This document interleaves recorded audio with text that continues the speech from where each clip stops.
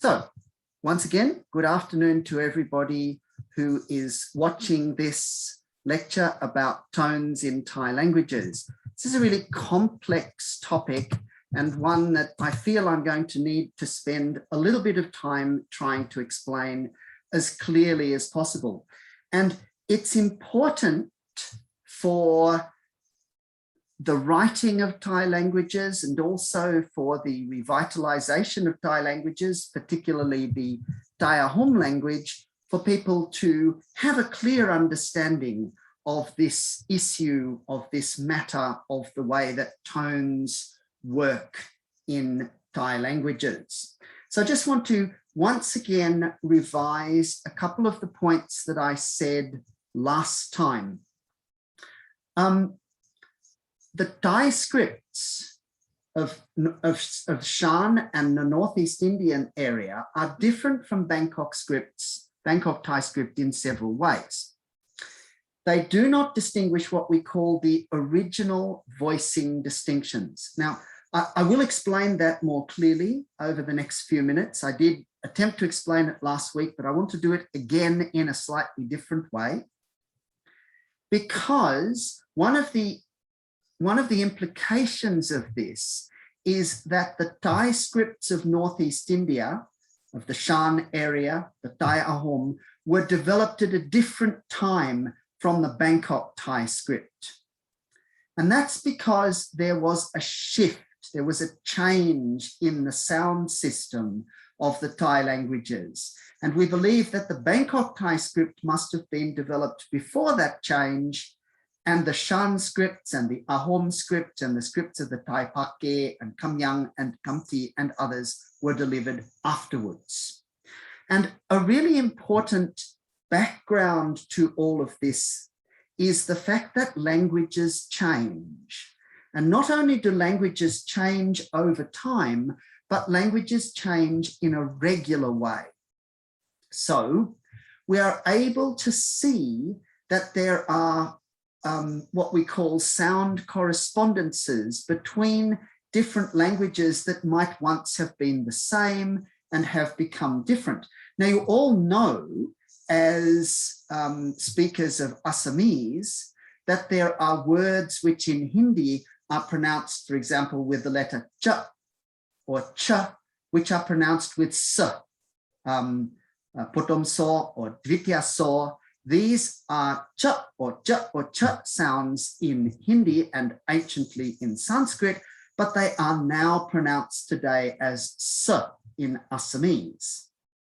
And this is quite regular. There are many, many words that show this.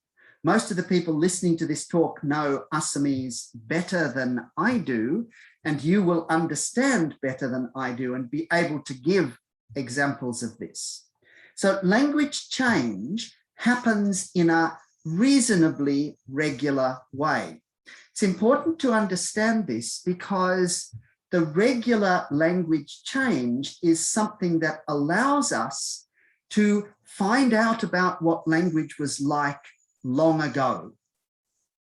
And that's why we are able to come up with some information about what the language of the Thai people sounded like maybe 1,000 or 800 years ago. So at the bottom of this page, I've made a point which I did mention last week, but I want to say it again. And I want to try and explain it in a slightly clearer way, I hope. The original Thai language. So since language changes, and it changes continuously, we all know, those of us who are getting a bit older now, we know that the language that is spoken by young people today is a little bit different from the language that was spoken 50 years ago. That's because language is continuously changing. Partly that's because new words come into language, things that we didn't need to talk about, like internet and computer and mobile phone or cell phone, such things. But it's also because language changes anyway, even if the society doesn't change.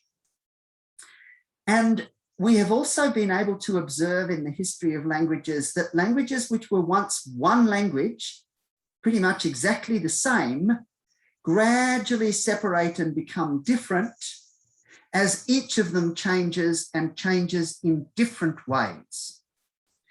Now, that original language, which was the same for all of these, we call a proto-language. And we can talk about the proto-Thai language as having been spoken maybe 1,000 years ago. We believe that this language had more consonant sounds, but fewer tones than the present day language. And that's because there has been merger of initial consonants and splitting of tones. You'll see more of this in a moment. An example of merger of consonants is the Assamese saw. Potom saw and Dvitiya saw are the same sound. They are written differently, but they are the same sound. This is a merger.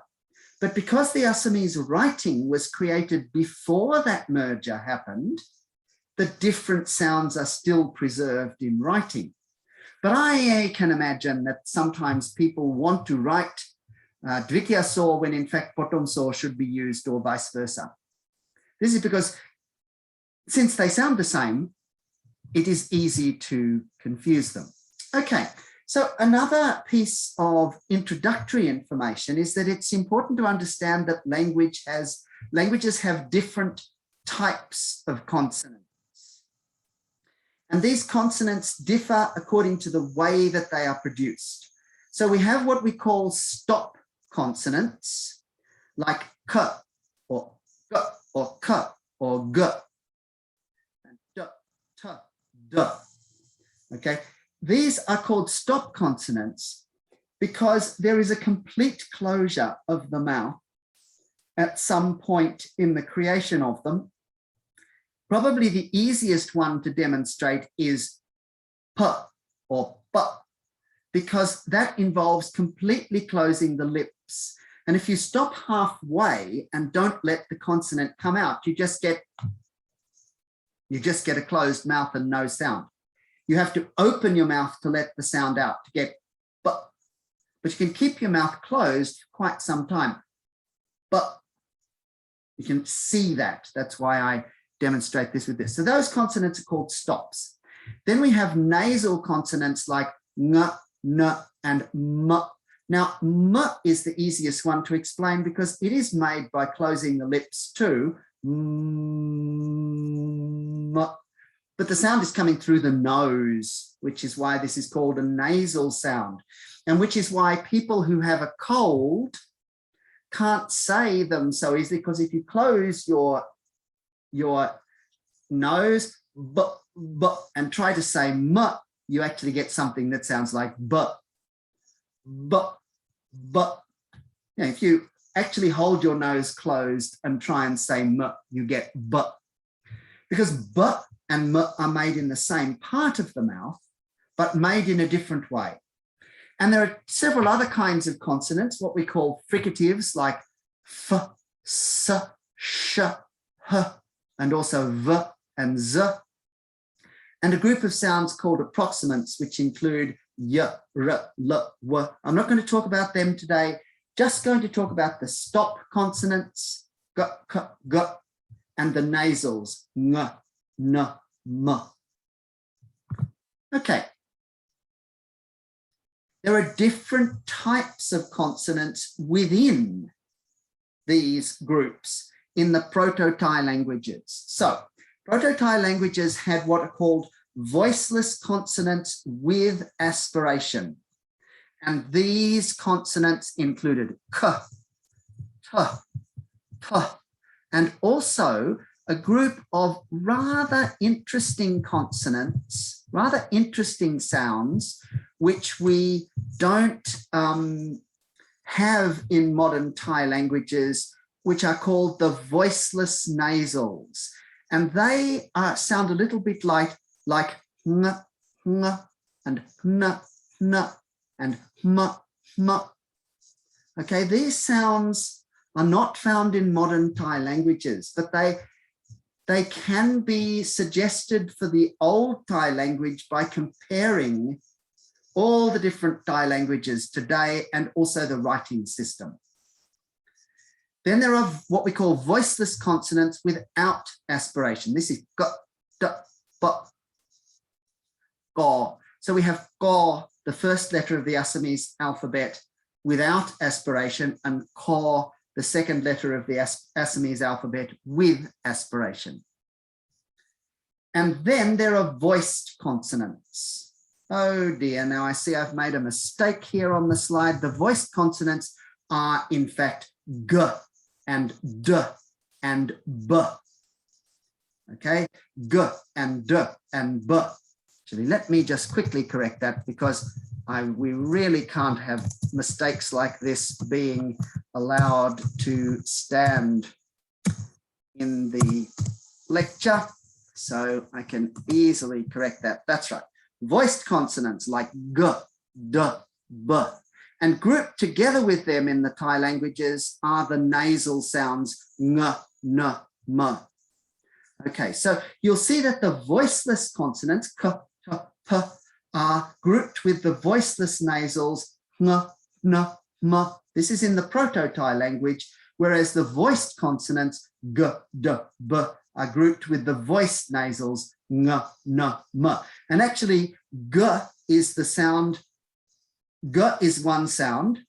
If you try and if you close your ng comes through the nose. If you close your nose and try and say ng, ng, g, it sounds a bit more like a g. Okay, that's because these sounds are related to each other. All right, now I showed this slide last week, but it had some errors in it, so I'm going to show it again. This is the group of stop and nasal consonants which were present in the ancient Thai language, the Proto-Thai language, say around 1,000 years ago. We can see in the first column, k, t, ch, p. In the second, that's the voiceless but aspirate consonants, where some breath comes out. The second group, the voiceless unaspirate, g, d, j, b. Then the pre-glottalized consonants, these we don't have anymore, but d and b. And then the voiced consonants, g, d, j, b. The voiced nasal consonants, ng, n, ny, m. And the voiceless nasals, ng, n, ny, m. 22 different sounds. Okay, now no modern Thai language has got all of these sounds. There are 13 sounds left in Bangkok Thai and 11 in Thai Pake. Of these original 22, because they have merged. So this merging is a language change process, and it is similar to what happened in Assamese with Potom So and Dvitiya So. Okay, so let's look at which consonants do the merging in Bangkok Thai. So the voiced set of consonants, they get merged, and the voiceless nasals, they get merged. So that leaves us with fewer sounds. In fact, Bangkok Thai doesn't really have a ny sound either, and that's what brings this down to 13. But there's a different reason why the ny is not present in Bangkok Thai. In Thai Pake, you also merge the pre-glottalized sounds and get left only with the 12 that are there. But actually Thai Pake doesn't have a ch sound either, so there's really only 11.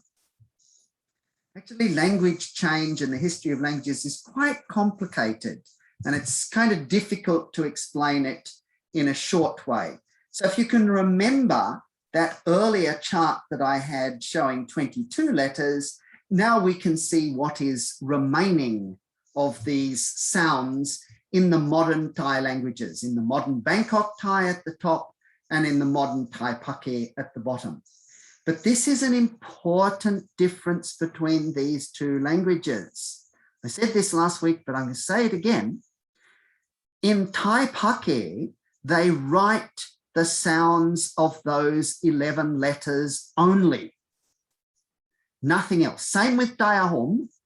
Thai Ahom may have one or two more sounds, but only write those sounds after the merging. So if we go back and look at this list here, the ones that are marked in orange don't get written, that are shaded in orange, don't get written in Thai Pake. But in Bangkok Thai, where they pronounce it with a T, the ones that have the orange shading still get written differently, with different symbols, or in the case of the voiceless nasal, a combination of symbols. And what this means is that the Bangkok Thai script has to have been created before the mergers of consonants. Otherwise, they wouldn't write them differently. Whereas the script that became Thai Pake has to have been created afterwards because they are writing the same. So here we see, I showed you this last week, here we see all the different symbols that are found in Bangkok Thai for all 22 of these original consonants. So the K, the original K, is written differently from the original G, is written differently from the original G, and the original Ng is written differently from the original Ng, which is this voiceless one that they actually write it with the letter H beforehand. And that one, that first of the two symbols underneath HNG there, looks a bit like an H, and it is, in fact, an H in the Thai script.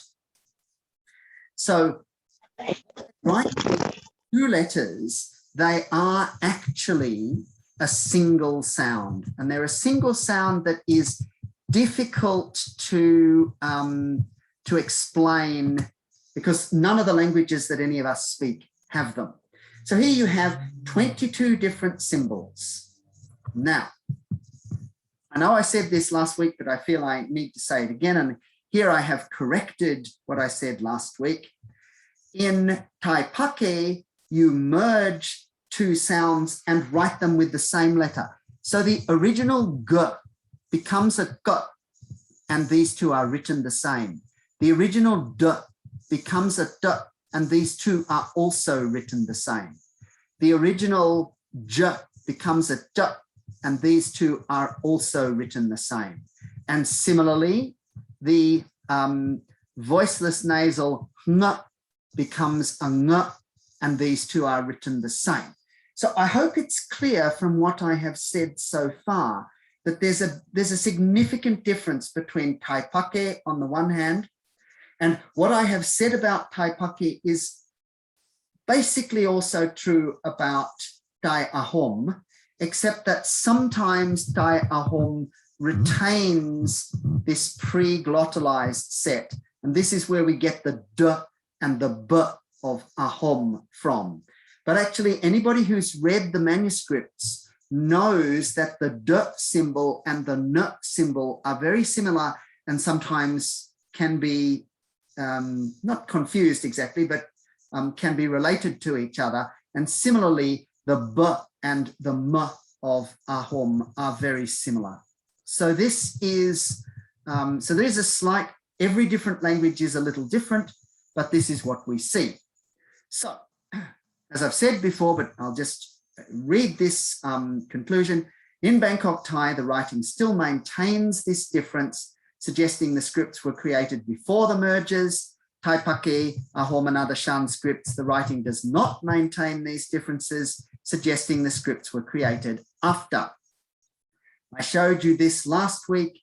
These are words with initial M in Pake, so ma, crazy, ma, horse, ma, come, sorry, ma, horse, ma, come, and ma, dog, all pronounced with different tones, but the same initial sound. But actually in the original ancient language, the word for crazy was pronounced with B at the beginning, and the word for dog with M, with this voiceless M sound that I spoke to you about.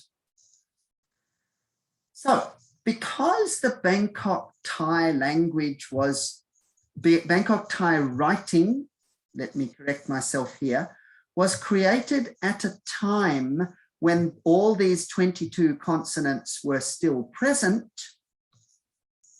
So we can also assume that the tone marking system was created at a time when all these 22 consonants were present. And the tone marking in Bangkok Thai, there are 3 ways of marking tones. This is for words that have final stops, final vowels or final nasal m, n, ng. Words like Ban, village in Bangkok Thai with a final N. Okay, so these different words, these open, what we call open tones, were written with these tone marks. One was unmarked, one was with this little mark here that looks like a little number 1. One was this mark that looks like a little number 2. Okay, I'm going to skip over this. Well, actually, just to make the point once again that the Bangkok Thai writing system preserves the differences that were present in the proto-language. It's written as if the language was pronounced the way it was 200 years ago. And you have to learn a set of rules that tells you that when you have the h plus m together with no tone mark, you get a rising tone, but you have no h plus m, you get a level tone. But in Thai Pake and in Thai Ahom, these two are written the same. Okay. It seems likely that long ago, these 3 tones were not so much about high and low, but were about the quality of the voice. So the unmarked tone was just a plain, or what's called by linguists a modal sound, like ma. The marked tone, the one that's marked with that little dash, breathy, maybe ma. And the one marked with the little number 2, creaky, like ma, ma. So ma, ma, ma were the way that the tones were distinguished. Perhaps that's what is currently believed. So the original Thai tonal system looked like this. So before I told you about these different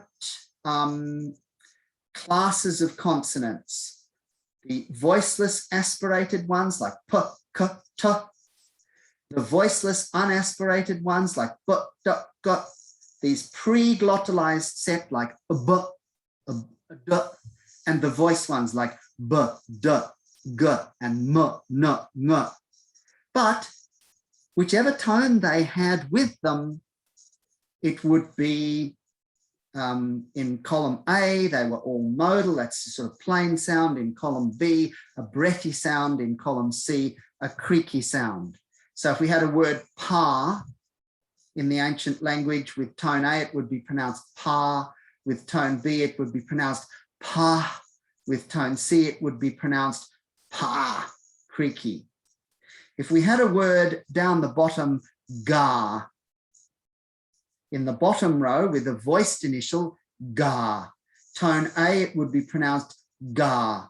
Tone B would be pronounced ga with breathiness. And tone C, it would be pronounced ga with creakiness. And that's in fact the very 3 words that I put here, thatch, value, and trade. But today that's not the way they pronounce them. Today they pronounce ka, ka, ka, not ga, ga, and ga, which we believe is the original way of pronouncing them. Now, this is an interesting challenge for people wanting to revive the Thai Ahom language, because do you choose the tones the way they were pronounced perhaps at the time of Sukapa 700-800 years ago? Or do you choose the tones the way they might have been pronounced at the end of the Ahom kingdom, which was probably different? I can't answer that question. That is an interesting question though.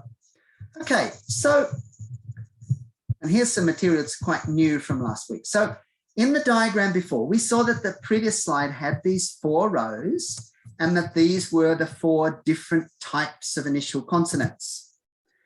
This is really, in order to understand how Thai tones work, this is really something you need to learn. Okay, and 3 columns for the 3 original tones. Actually, this doesn't cover everything because the 3 tones were only for words that had final vowels and final nasal consonants. And if there were final stop consonants, final K, P, T, words like look for child, then they have different tonal rules. But all of this was studied 50 years ago and published in an article, which I've given you the reference for there. And anybody that wants to read this article, I'm happy to send it to you. It's fairly easy to find online anyway. A checklist for determining tones in Thai dialects by William Gedney 50 years ago. And he came up with this table and numbered these boxes. So if you can see at the top, he called the qualities of the consonants, he called them voiceless friction sounds. Those are the ones that I called voiceless aspirated. This is k, h, t, and m, n, m.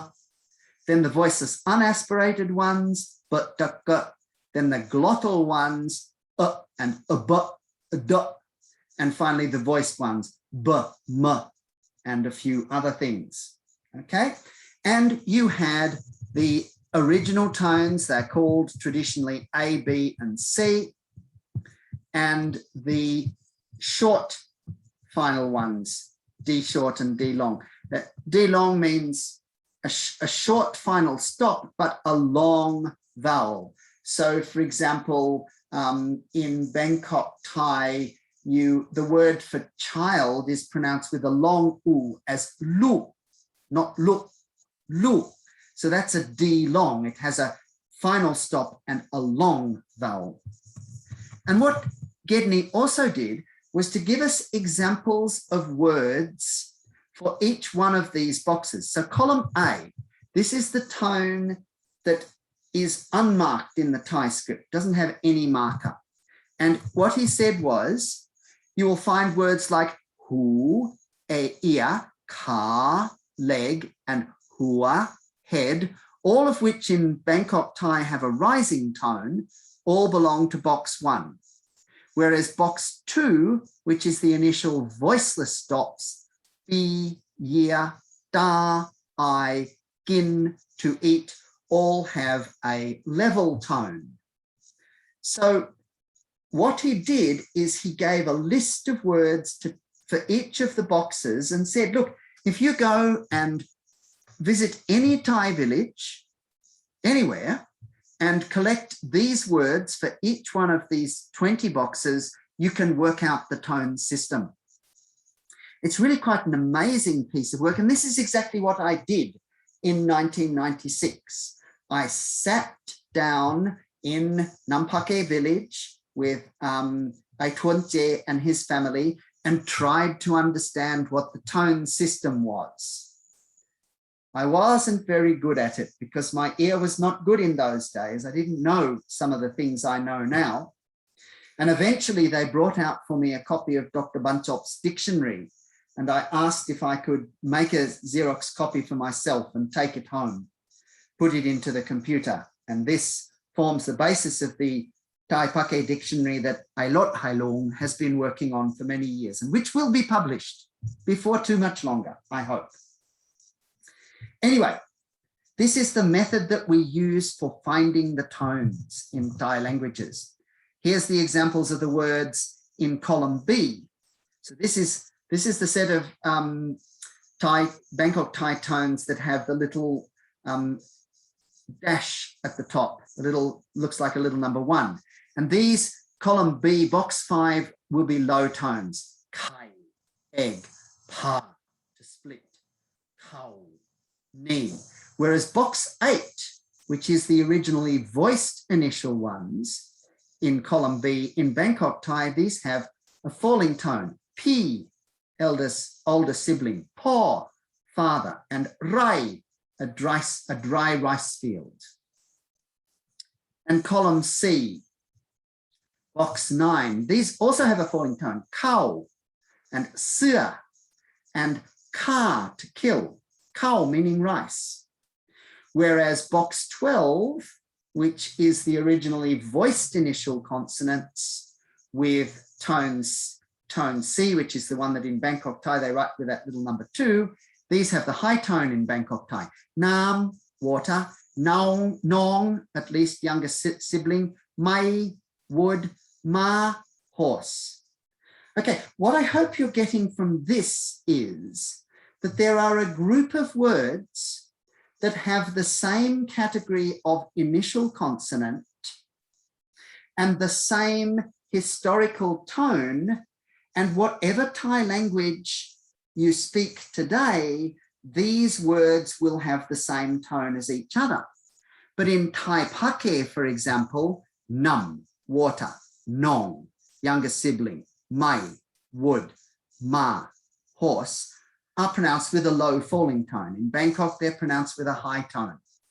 But there is a correspondence. Now, if this was the case, that the correspondence was a one-to-one correspondence, that every falling tone in Thai Pake was the equivalent of a high tone in Bangkok Thai, this would make things easy, but it's not like that. Here's why. So this is the story of Thai Pake. I showed you this last week, but I corrected it. I made a mistake in this slide last week. We have the 4 classes of initial consonants, and you can listen back to this lecture and look at this again if you want to revise this and understand it. And then what we get is a merger of consonants. And the ones in the left-hand column that have been shown in color are the ones that have merged. So what used to be different sounds in the initial become the same. And what this means is you will get 2 words that used to sound different now sounding the same.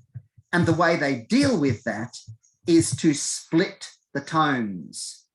And so Thai Pake, which originally would have had 3 tones, now has 6. And I've colored those different tones differently. So we have na in the rising tone. We have na in the high falling tone. We have na in the level tone. We have na in the low falling tone. We have na in the creaky tone and na in the falling tone. You'll hear them in a minute. In Bangkok Thai, on the other hand, you have 5 tones and they pattern differently. So what this means is, just look at this. See how the words which in Bangkok Thai have all been listed as having falling tone, and I've colored them the same. Some of those words in Thai Pake have the creaky tone and some have the long, low falling tone. So you can't tell from Bangkok Thai what the sound in Pake is going to be unless you know the history of the word. Okay, so this is the Khamti tones and they have another different pattern. Here you can see that class 1 with the A tone and class 1 with the B tone are the same. And I checked this with my friend Doug Inglis in Canada, who has researched the Khamti people in Burma. It's true there for many Khamti people as well. Not everyone in Khamti in Burma does this, but all the Khamti people I've met in India do this, and the ones that Doug knows in Burma do this. But if we look at the Pake tones, you will see that class 1 tone A has a different tone from class 1 tone B. What does this mean? Remember this. And also in Khamti, you have a different pattern down here. You have a different pattern between tone A for class 2 and class 3, and tone B in class 4 are merged as the same type of tone. So we can put the pattern for the Khamti tones and the pattern for the Pake tones together, and I've colored them so that you can see the more or less the quality of the sounds. They're not exactly corresponding, but what you can see is that these are very different. Now, what this means is that if we write marking of tones on Khamti words, which they are now doing by writing a symbol at the end of the word, so that all the words with the high level tone will be written in the same way, Pake people will get confused because some of those words should have a rising tone in Pake and some have the level tone. I hope that this explanation is more or less clear. It is one of the reasons why tone marking for Thai languages is complicated. The other thing that happens if you start marking tones in Thai languages is that the people who learn to read with tone markers come to depend on them and can't read the old manuscripts anymore. And this is already a challenge for Thai Ahom, where reading the old manuscripts is a challenge. So here, I just wanted to very quickly play for you the 6 tones of Thai Pake. And the numbers that we give to these tones are different from what I should have changed them to sort of A1, B1 to 4, etc. And I might do that for next week. We might start from this next time, but let's have a listen to them. Kadia, na, potar, na, muh, na, mahi, na, golizua, na, dat, na.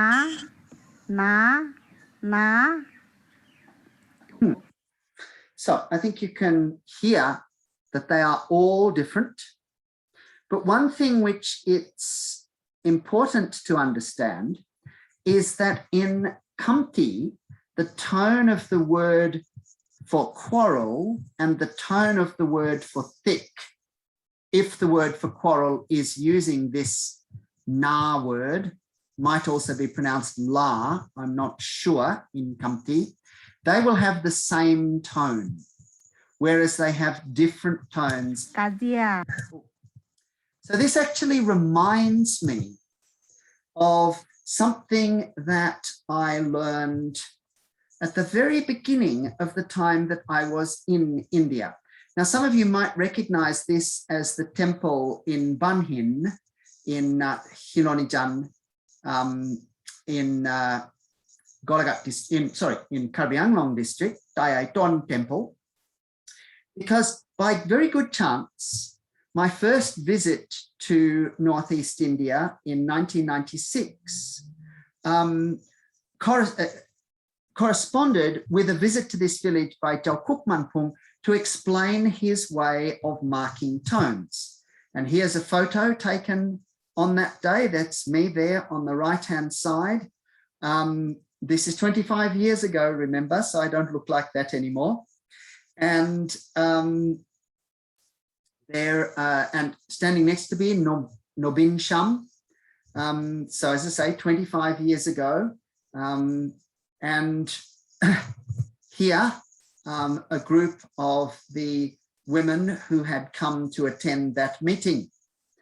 But one of the things that I remember about that meeting is Jalkuk Manpung, who is a Khamti speaker, explaining to the Thai Aitons how his writing system worked, okay, and explaining to them, look, when we have the word for and I can't remember if he exactly used these two words, but he said, when we have the word for quarrel and we have the word for thick, they are to be written, they are to be pronounced with the same tone, and therefore we will write it in this way.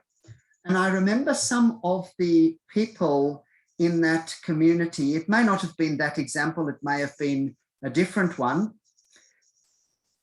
looking rather strangely, because actually for them that was not true. It was probably true actually between the high falling tone and the mid falling tone here. So he writes these two in different ways, saying these are different sounds, but for the Thai Aiton people, they are basically the same sound. So one of the real challenges for Thai languages, and this is my last point for today, if people have questions, I see there are a few people watching on Facebook, start writing your question into the Facebook chat and I will get to answer it shortly. But the message that I want to sort of leave with you today is that the tonal systems between even two very closely related groups like Pake and Khamti, who live quite close together, there are enough differences in the way the tones work that is going to mean marking the tones is different, is challenging. So in Pake, there are 6 different tones. In Khamti, there are only 5. In Pake, the words in which have the original tone A and the original class 2, class 3, and class 4, in Pake, these all have the same tone. But in Khamti, these have 2 different tones. So here is a situation where Pake has the same tone, Khamti has different tones. On the other hand, class 1 tone A and class 1 tone B in Khamti have the same tone, but in Pake have different tones. This is why the marking of tones in Thai languages is challenging, interesting, and difficult. I think I will leave this discussion now for today. I will stop the recording. I'll put this recording up onto YouTube as soon as it's ready. And if anybody has questions, you can write them into the comments. Okay, so we will